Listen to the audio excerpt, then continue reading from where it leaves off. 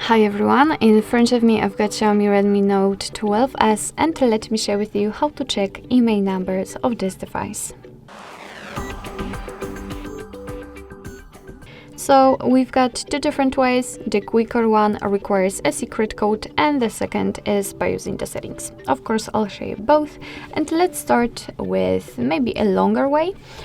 So let's enter the settings, then let's tap on About Phone at the top. Here we have to enter detailed info and specs, and then tap on the status at the bottom.